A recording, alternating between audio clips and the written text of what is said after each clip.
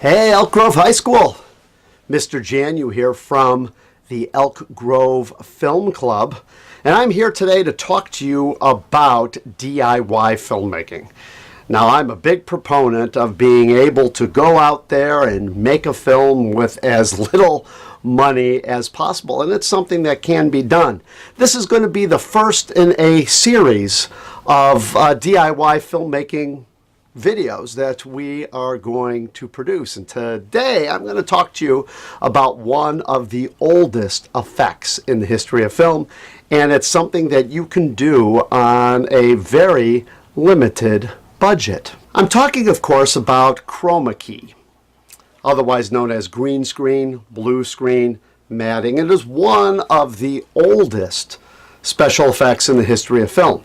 Today it's done with computers, and it's relatively easy. But the same concept that the computers do today was done by hand and pioneered well over 100 years ago in some of the very first films. Georges Méliès, a French filmmaker, he made the film Travel to the Moon. Some of the first special effects in film were pioneered by him. He used this technique often, as you could see in this clip of his film about severed heads.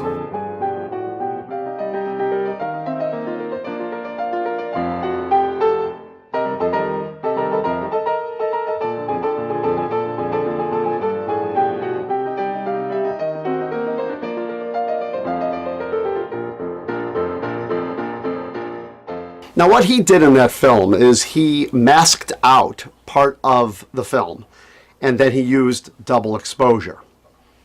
Now, that's been done for years, masking out film and then using a painting, a matte painting, to make up the difference, which allowed for using art instead of building huge sets. Of course, Chromakey you see every day on the news. The weather person stands in front of a green screen and points out the weather on a map. That, of course, is not there. Now, today it is the most used special effect. In fact, you can't go a day without seeing this effect on TV or in the movies. Most productions have some type of green screen effect. It's just cheaper. And the way computers are today, it is very practical and very efficient. Take a look at this. You may recognize some of these clips.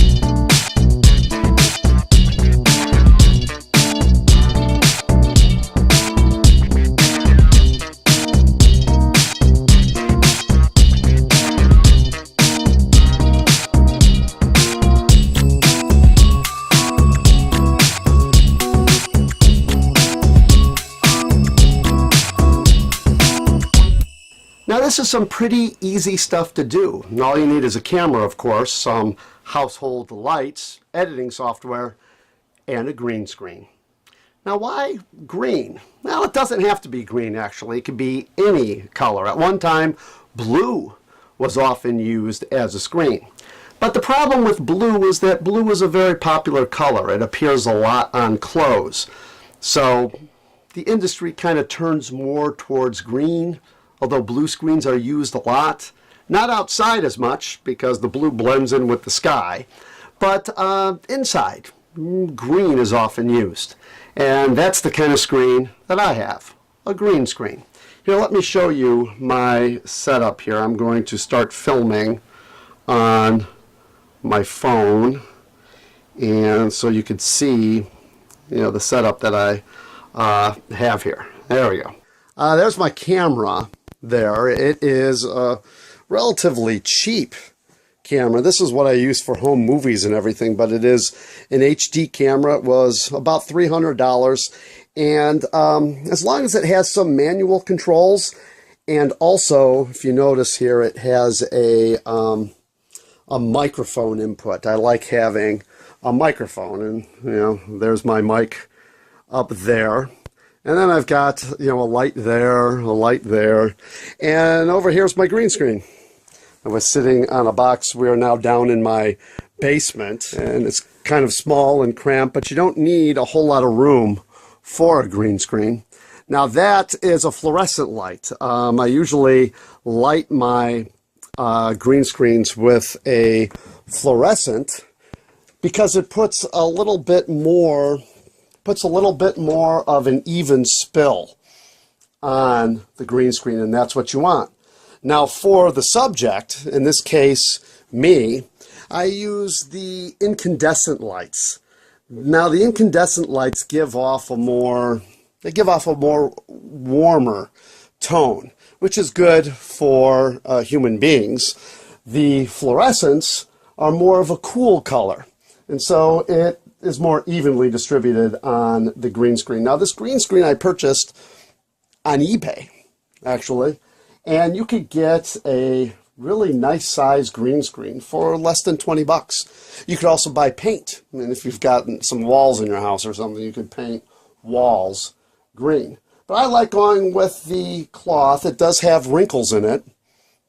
I should roll it up instead of crumble it up. I try and fold it, but it is long. It's about 10 feet wide by about 30 feet long, and of course, you don't need one that big at all.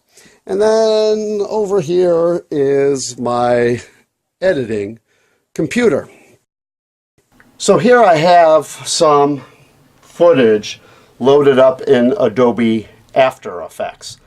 Now, it's pretty simple to use. They have a plugin called Keylight, and what I want to do on the bottom layer, I have the image of the movie theater. So there is the movie theater footage, and then there's me.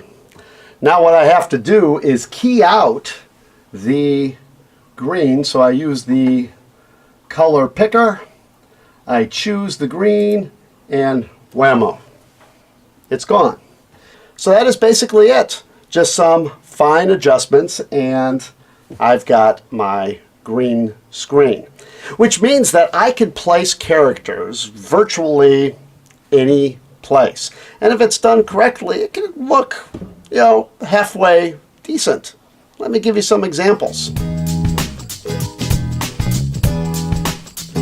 Behind me is the ruins of Corinth.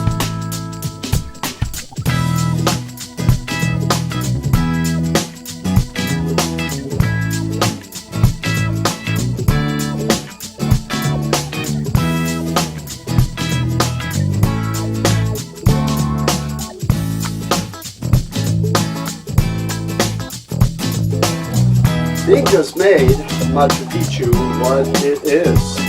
It's one of my favorite places to visit, even though I'm not here.